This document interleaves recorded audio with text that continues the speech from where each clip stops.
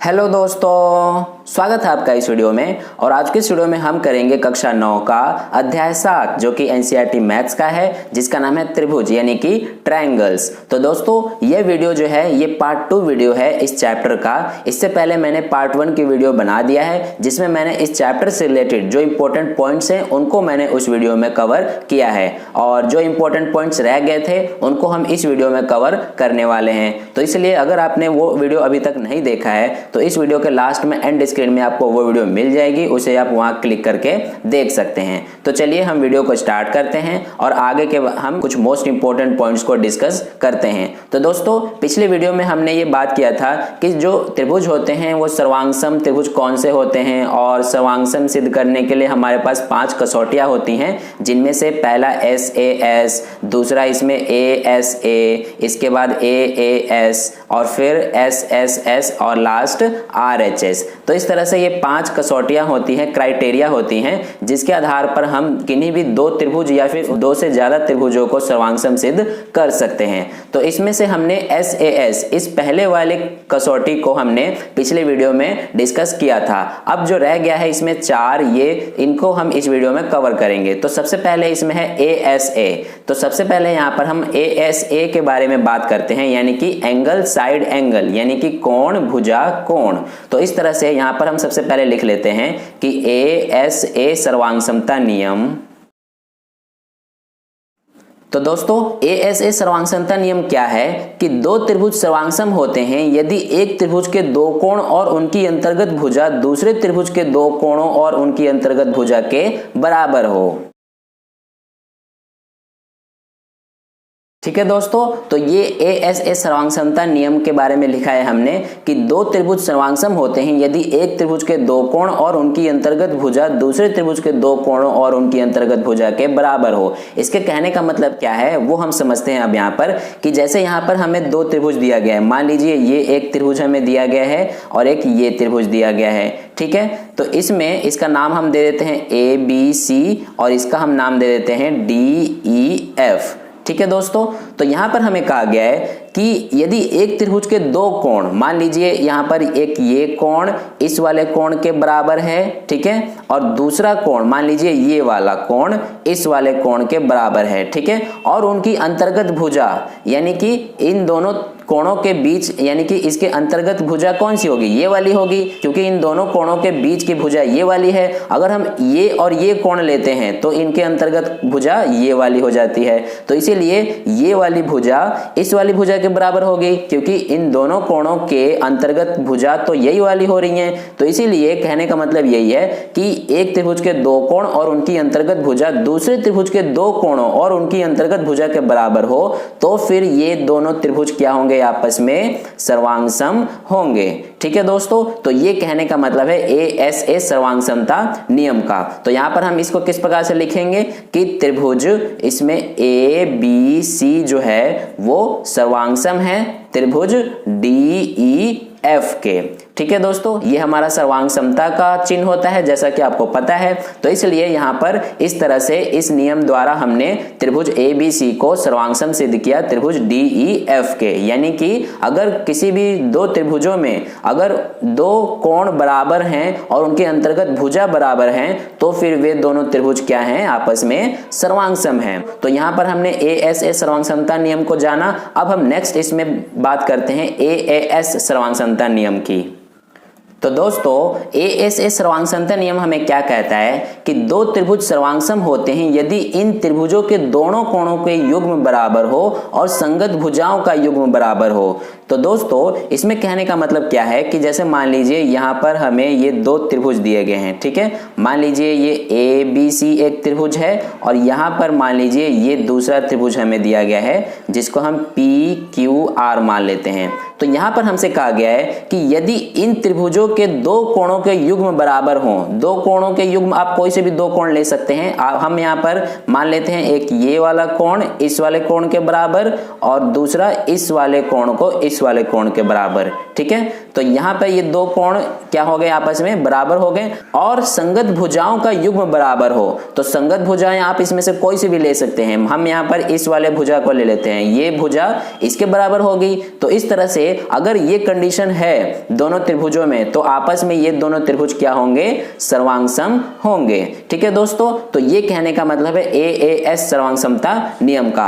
अब यहाँ पर आप देखेंगे कि हमने इससे पहले ASA सर्वांग समता नियम के बारे में बात किया था और यहाँ पर AAS सर्वांग समता नियम के बारे में बात कर रहे हैं। तो यहाँ पर आप देख रहे हैं कि दोनों ही जो नियम है, दोनों ही कसौटी जो हैं उनमें एंगल यानी कि कोण 2 आ रहे हैं, यानी A इसमें भी 2 बार और इससे पिछले वाले में भी 2 बार। तो इस तरह से आप इनमें कंफ्यूज नहीं होना है, क्योंकि इसमें कहा गया है कि यदि इन त्रिभुजों के दोनों कोणों की युग्म बराबर हो और संगत भुजाओं का युग्म बराबर हो, ये कहा गया है। इसको आप ध्यान से पढ़ें कि कहा गया है कि दो कोण के युग्म बराबर हो और संगत भुजा। अब संगत भुजा कोई सी भी हो सकती है, लेकिन इससे पहले वाले में क्या था कि जो भुजा है वो दो कोणों के अंतर्गत होनी चाहिए, यानी कि दो कोणों के बीच होनी चाहिए। जैसे कि बात करें इसमें तो ये वाली भुजा होनी चाहिए ASA के नियम में। ठीक है, तो यहां पर ऐसा नहीं है AAS में, इसमें कोई सी भी जो भुजा है वो दोनों त्रिभुजों में संगत भुजा के बराबर हो तो फिर दोनों त्रिभुज क्या होंगे, आपस में सर्वांगसम होंगे। तो इस तरह से ये हमारा AAS सर्वांग समता नियम है, जिसमें अगर दो कोण बराबर हो और जो संगत भुजा है वो बराबर हो तो दोनों त्रिभुज भी आपस में क्या होंगे, सर्वांगसम होंगे। ठीक है दोस्तों, तो यहाँ पर त्रिभुज ABC जो है वो सर्वांगसम हो जाएगा त्रिभुज PQR के। ठीक है दोस्तों, तो इस तरह से हमारा ये AAS सर्वांग समता नियम होता है। अब हम नेक्स्ट इसमें बात करते हैं जो कि हमारा है SSS सर्वांग समता नियम। तो दोस्तों SSS सर्वांग समता नियम हमें क्या कहता है कि यदि एक त्रिभुज की तीनों भुजाएं एक अन्य त्रिभुज की तीनों भुजाओं के बराबर हो तो दोनों त्रिभुज क्या होंगे, आपस में सर्वांगसम होंगे। ठीक है दोस्तों, तो इसमें कहने का क्या मतलब है, जैसे हम यहाँ पर समझते हैं एक बार यहाँ पर कि जैसे मान लीजिए ये हमें त्रिभुज दिया गया है ABC और दूसरा इसमें त्रिभुज हमें दिया गया है, इसमें मान लीजिए ये KLM। ठीक है, तो इस तरह से इसमें हमें कहा गया है कि ये दोनों त्रिभुज आपस में सर्वांगसम होंगे अगर इन दोनों त्रिभुजों के जो भुजाएं हैं वो तीनों भुजाएं अगर आपस में बराबर हों तो फिर दोनों त्रिभुज आपस में सर्वांगसम होंगे। यानी कि मान लेते हैं भुजा ये AB इस भुजा KL के बराबर, ये BC भुजा इसमें LM के बराबर और ये AC भुजा इसमें KM के बराबर। अगर ये कंडीशन है दोनों त्रिभुजों में तो फिर ये दोनों त्रिभुज क्या होंगे, आपस में सर्वांगसम होंगे। ठीक है दोस्तों, तो ये कसौटी बड़ा ही सिंपल सा है कि अगर दोनों त्रिभुजों के भुजाएं अगर आपस में बराबर है तीनों तो फिर ये दोनों त्रिभुज आपस में भी सर्वांगसम होंगे। तो यहाँ पर इसलिए अगर तीनों भुजाएं आपस में दोनों त्रिभुजों के बराबर हैं तो इसलिए ये त्रिभुज ABC हमारा सर्वांगसम हो जाता है त्रिभुज KLM के। ठीक है, तो इस तरह से ये हमारा चौथा सर्वांग समता का नियम है SSS यानी भुजा भुजा भुजा।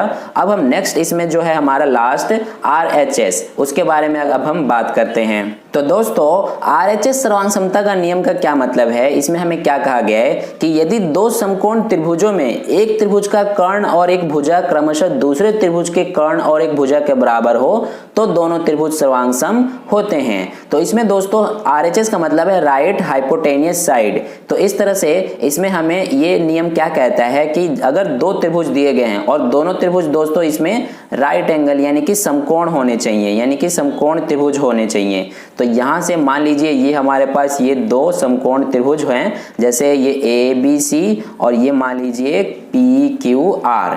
ठीक है, अब यहाँ पर ये जो है समकोण है, इस तरह से कोण B और कोण Q। तो यहाँ पर अब हमें कहा गया है कि ये दो समकोण त्रिभुजों में यदि त्रिभुज का कर्ण और एक भुजा दूसरे त्रिभुज के कर्ण और एक भुजा के बराबर हो तो फिर दोनों त्रिभुज आपस में सर्वांगसम होंगे।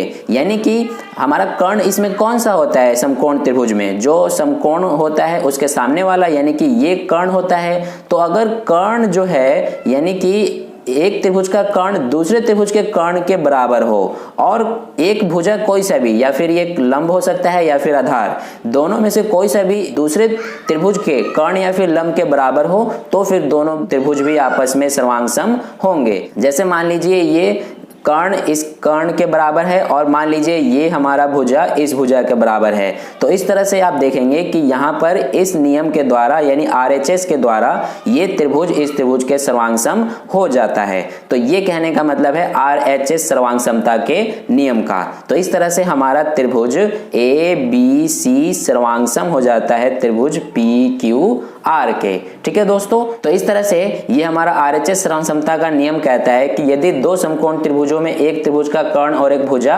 क्रमशः दूसरे त्रिभुज के कर्ण और एक भुजा के बराबर हो तो दोनों त्रिभुज सर्वांग सम होते हैं। तो इस तरह से हमारा जो है ये सर्वांग समता के नियम की जो 5 कसौटियां हैं उनके बारे में हमने डिस्कस किया। अब हम इसमें नेक्स्ट पॉइंट के बारे में डिस्कस करते हैं जो कि हमारा कॉन्सेप्ट है एक, जो कि है त्रिभुज के कुछ गुण। तो दोस्तों अब अगर हम बात करें एक त्रिभुज के कुछ गुणों के बारे में तो इसमें हमारा फर्स्ट पॉइंट आता है कि एक त्रिभुज की बराबर भुजाओं के सम्मुख कोण बराबर होते हैं। ठीक है दोस्तों, तो इसका क्या मतलब है कि एक त्रिभुज की बराबर भुजाओं के सम्मुख कोण बराबर होते हैं। जैसे कि मान लीजिए हमारे पास ये एक त्रिभुज दिया गया है, ठीक है, ये रफली हमने एक त्रिभुज बनाया है। अब इसमें ये मान लीजिए ABC इस त्रिभुज का नाम है और इसमें कहा गया है कि इसकी बराबर भुजाओं के जो सम्मुख कोण है वो बराबर होते हैं। मान लीजिए इसमें ये दोनों जो भुजा हैं वो बराबर है, यानी कि AB और AC ये क्या है आपस में बराबर हैं। तो इसको हम इस प्रकार से लिख सकते हैं AB बराबर है AC के। तो इस तरह से आप देखेंगे कि जो भुजा AB है उसके सम्मुख कोण कौन सा है, ये वाला है, और इसी तरह से जो AC भुजा है उसके सम्मुख कोण ये वाला है। तो अगर ये दोनों भुजाएं आपस में बराबर हैं तो इनके सम्मुख कोण बनने वाले भी बराबर होंगे, यानी कि अगर AB भुजा बराबर है AC के तो कोण B भी बराबर होगा कोण C के। ठीक है दोस्तों, तो ये कहने का मतलब है इस त्रिभुज के पहले गुण का। अब इसमें हम नेक्स्ट दूसरा गुण इसके बारे में बात करते हैं जो कि हमारा है कि किसी त्रिभुज के बराबर कोणों की सम्मुख भुजाएं बराबर होती हैं। तो दोस्तों ये गुण क्या कहता है त्रिभुज का कि किसी त्रिभुज के बराबर कोणों की सम्मुख भुजाएं बराबर होती हैं। यानी कि जैसे मान लीजिए इसी त्रिभुज पे हम बात करते हैं कि जैसे मान लीजिए हमें ये दो त्रिभुज के कोण दिए गए हैं, कोण B और कोण C। अब इनके जो है कोण ये दोनों बराबर हैं, तो इस तरह से इनके सम्मुख बनने वाले भुजा भी बराबर होंगे। यानी कि जो पहला गुण हमने पढ़ा था उसका जस्ट अपोजिट है ये, यानी कि किसी त्रिभुज के बराबर कोणों की जो सम्मुख भुजाएं होती हैं वो बराबर होती हैं। अगर ये दो कोण बराबर हमें दिए गए हैं इस त्रिभुज में तो इनके सम्मुख भुजा भी ये क्या होंगे, आपस में बराबर होंगे। यानी कि अगर ये कोण B बराबर है कोण C के, इसलिए हमारा जो AB भुजा है वो भी बराबर हो जाता है AC के। ठीक है दोस्तों, तो ये है कुछ गुण जो कि त्रिभुज के हैं और ये आपके प्रमेय पे बेस्ड हैं, इसलिए इसको आप कंसेप्ट वाइज अच्छे से ध्यान से पढ़ लेना ताकि जब आप क्वेश्चंस करेंगे तो आपको अच्छे से समझ में आ जाए। ठीक है दोस्तों, अब हम नेक्स्ट इसमें पॉइंट की बात करते हैं जो कि हमारा लास्ट पॉइंट है कि त्रिभुज के असमीकाएं। तो दोस्तों एक त्रिभुज में असमीकाएं, इसका क्या मतलब होता है कि इसके भी कुछ पॉइंट हैं, जैसे कि किसी त्रिभुज में बड़े कोण की सम्मुख भुजा बड़ी होती है। तो दोस्तों इसमें कहने का क्या मतलब है कि किसी त्रिभुज में बड़े कोण की सम्मुख भुजा बड़ी होती है कि जैसे ये हमें त्रिभुज दिया गया है। अब इस त्रिभुज में कहा गया है कि जो बड़ा कोण है, अब आप देख सकते हैं इस त्रिभुज में जो तीनों कोणों में से सबसे बड़ा कोण ये वाला है, तो जो सबसे बड़ा कोण होगा उसके जो सम्मुख भुजा होगी वही उस त्रिभुज की सबसे बड़ी भुजा कहलाएगी। ठीक है, तो यानी कि ये त्रिभुज का सबसे बड़ा कोण है, इसके सम्मुख भुजा ये वाली है, तो इसीलिए इस त्रिभुज में सबसे बड़ी भुजा ये वाली हो जाएगी, यानी कि AC। ठीक है दोस्तों, ये है इस फर्स्ट वाले स्टेटमेंट का मतलब। ठीक है, अब नेक्स्ट इसमें हमारा पॉइंट आता है कि यदि किसी त्रिभुज की दो भुजाएं असमान हो तो लंबी भुजा के सामने का सम्मुख कोण बड़ा होता है। तो दोस्तों इस स्टेटमेंट का क्या मतलब है कि यदि किसी त्रिभुज की दो भुजाएं असमान हो तो लंबी भुजा के सामने का सम्मुख कोण बड़ा होता है। यानी कि जैसे मान लीजिए ये हमारे पास एक त्रिभुज है, इस त्रिभुज में जो हमारे पास सबसे लंबी भुजा है वो कौन सी होगी, ये वाली है, जैसे कि आप देख सकते हैं। तो लंबी भुजा के जो सम्मुख कोण है, यानी कि इस भुजा के सम्मुख कोण कौन सा है, ये वाला है, तो यही इस त्रिभुज की सबसे बड़ा कोण कहलाएगा। ये कहने का मतलब है इस स्टेटमेंट का। ठीक है दोस्तों, तो इस तरह से ये हमारा हो जाता है। अब आप इसमें एक और चीज समझ सकते हैं कि जैसे इसमें कहा गया है कि लंबी भुजा के सम्मुख कोण बड़ा होता है, इसी तरह से जो सबसे छोटी भुजा है यानी कि ये वाली, इसका जो सम्मुख कोण होगा यानी कि ये इस त्रिभुज का सबसे छोटा कोण कहलाएगा। ठीक है, अब हम नेक्स्ट इसमें पॉइंट बात करते हैं जो कि लास्ट है हमारा, त्रिभुज की किन्हीं दो भुजाओं का योग तीसरी भुजा से बड़ा होता है। तो दोस्तों इस तीसरा पॉइंट का क्या मतलब है कि त्रिभुज की किन्हीं दो भुजाओं का योग तीसरी भुजा से बड़ा होता है। इसका मतलब है दोस्तों कि जैसे हमारे पास ये त्रिभुज दिया गया है, अब इस त्रिभुज के आप किन्हीं भी दो भुजाओं को जोड़ें तो वो जो दोनों भुजाओं का योग है वो तीसरी भुजा से हमेशा ही बड़ा होगा। जैसे कि मान लीजिए आप इन दो भुजाओं को जोड़े 5 और 6 11, अब जो 11 है वो इस तीसरी भुजा से हमेशा ही बड़ा होगा।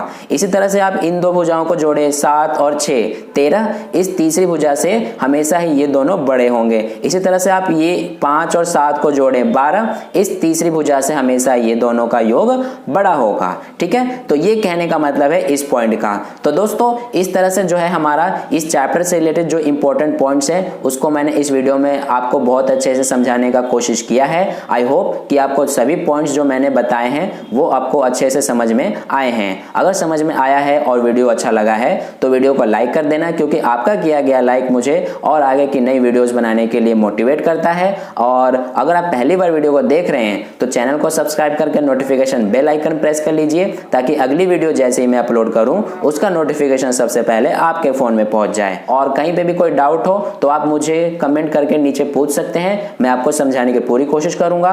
और अपने दोस्तों और रिलेटिव के साथ इस वीडियो को ज्यादा शेयर करना ताकि उन्हें भी इससे हेल्प हो। तो फिर मिलते हैं नेक्स्ट वीडियो में अपने प्रश्नावली 7.1 के साथ। तब तक के लिए अपना ध्यान रखिए, खूब पढ़िए। धन्यवाद।